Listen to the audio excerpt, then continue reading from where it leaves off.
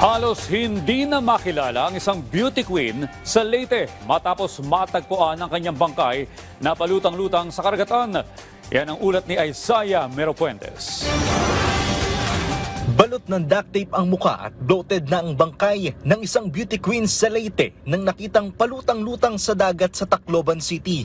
Ito ang itsura ng 35 anyos na beauty queen noong nabubuhay pa. Pero nang makita ito noong Lunes, hindi na siya makilala. Yung biktima ay nakabalot siya ng damit. Yung ulo niya nakabalot ng damit.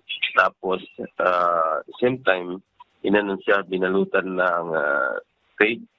At tapos pinali yung liig saka yung dalawang kamay sa likod at doon sa yung dalawang paa niya. So bali walang saklot na yung biktima. Nakita ang biktima ng mga mangingisda na nakalang malaking basura lamang. Nakumpirma ng pamilya ng beauty queen na siya ang nabubulok na bangkay dahil sa mga tattoo nito.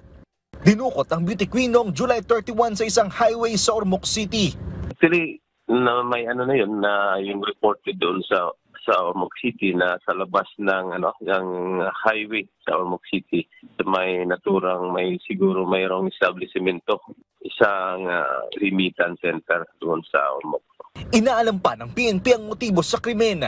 Tinatrak na ng PNP ang sasakyang ito na ginamit umano ng mga suspect sa pagkidnap sa biktima. Isaiah Meropuentes para sa Pambansang TV sa Bagong Pilipinas.